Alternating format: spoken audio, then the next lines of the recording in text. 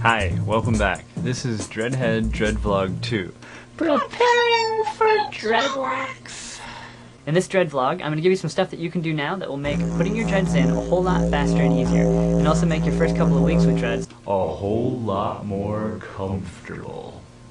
So, before we actually get into that stuff, let's make sure real quick that you're really ready for dreads. For dreadlocks. For dreads. Yeah, I think it's important that you're mentally ready to get dreads before you start.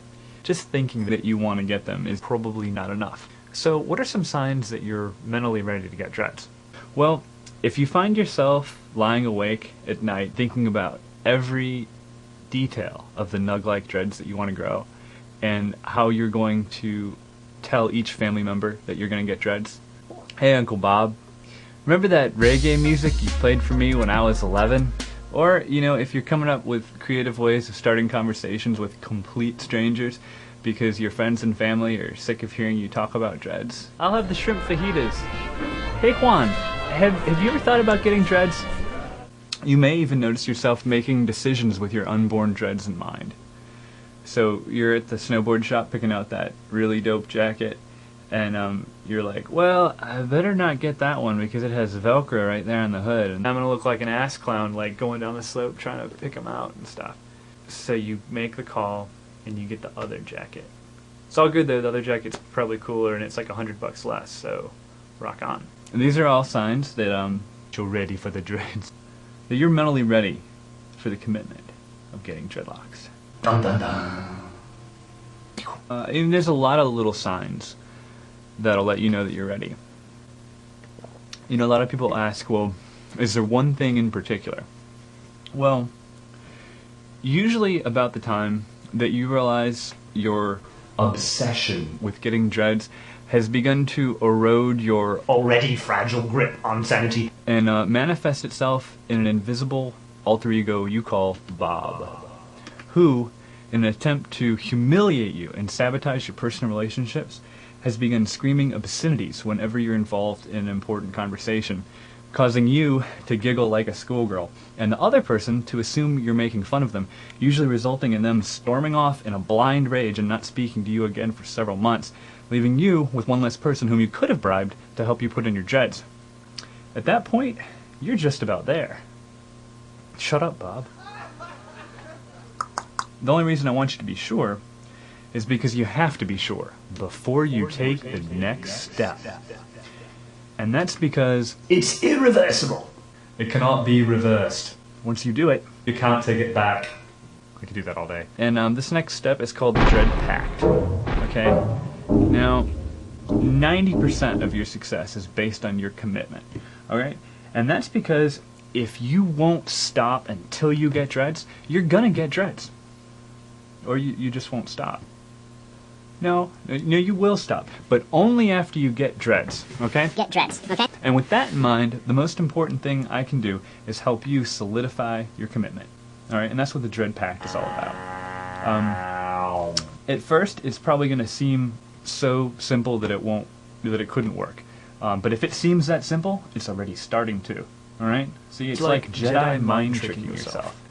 So, I highly recommend it. We're not going to go through it right here. It's something that you download, and you can get it at this URL. Okay. Yeah, you can download it there, and check it out. I think you'll be glad you did. Alright, let's talk about this. Now, I hate to give good people bad news, but when it comes down to it, the Dread Party sounds a whole lot easier and a lot less innocent, no, more innocent. And more innocent. Than it actually is. It's not actually a party at all. The whole point of the Dread Party is to keep 4 people working on your dreads the entire time that you're backcombing. Alright? So you're like a slave driver. Psh, backcomb. Psh, psh. Not really. It can be fun. It should be fun, actually. I mean, putting dreads in is a life-changing experience, and you're going to have your friends there, and they're going to be all excited about it. You're going to have your friends there, and you're excited about it. But there's some things that you want to be aware of. I want to let you know, before I go any further, that the Dread Party is optional. okay?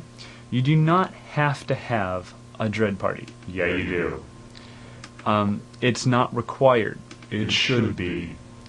If you have one really good friend, honestly, they could do it by themselves. Yeah, That sounds like a great way to lose a really good friend. You know, I'll let you decide for yourself. Let me break out the calculator here and see how fast I can put you to sleep. Are you serious? Alright, so let's say you're going to do about 100 dreads, okay? I have 130. You can see how big they are. Honestly, I think if I made mine a little bit bigger, they would lock up easier on their own. I spend a good bit of time here and there clockwise rubbing and stuff. It's cool, whatever. I have bone straight hair. That's why it's a little bit difficult. But honestly, I think I'd recommend about 100 dreads, because at that point, they're going to be small enough that they're going to dry easily, but they should be big enough that they won't be that hard to keep locking. Anyway, I digress. Okay, so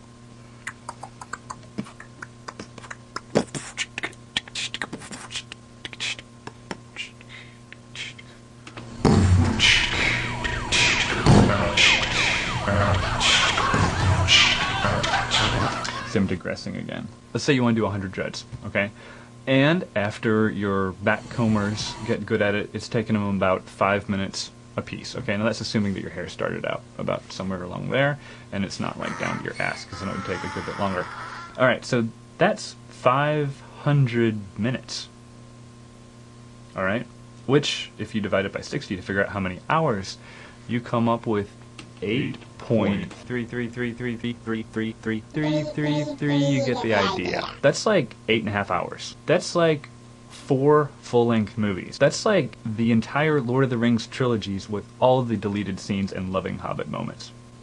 That's way too long to sit in a chair, and way too long to ask your friends to work on your dreads. That's where the dread party comes in. Because when you have 4 people working on your dreads at the same time, you can divide that 8.333 by how many people you have. 4. Alright? So now you're looking more like 2 hours or 1 full-length movie. Alright? That's a whole lot more manageable. And your friends are going to still talk to you, you know, in the future, which is good if you like your friends. Otherwise, screw them. Okay, so let's say you do have, you know, 4 people staying there the whole time. Now, that's still 2 hours of backcombing, okay? So by having some extra people, so they can take shifts, you're going to be helping yourself out. I mean, very few people can go for 2 hours straight. I mean, some girls probably can, like hairstylists. I forgot that I had done that. So, you have 4 or more people taking shifts, and you got some movies to watch while you're doing it, keep everybody entertained, because it's very much like, I mean, I don't know if you've seen the backcombing videos or whatever. We're going to have some great backcombing information on a future dread vlog, but basically, when you're backcombing, you're kind of like, okay, somewhat monotonous is what I'm saying. It doesn't require a whole lot of thought. So if you have movies there that people are watching, that'll be good. It'll keep them occupied, and the time will go by a lot faster.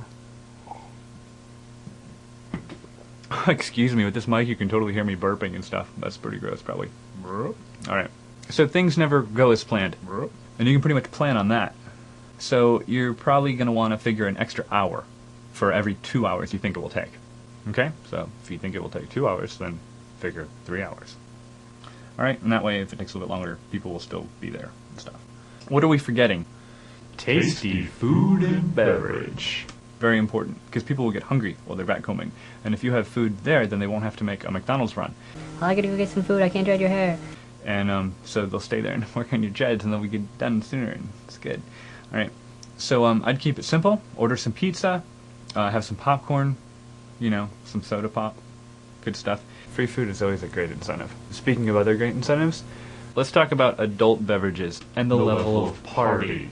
But first, I need you to click Dreadhead Dread Vlog Part 2B. I've exceeded my 10 minutes. Dreadhead Dread Vlog 2 Part B. Look for it. But it might not be out yet. If it's not, Then I haven't made it.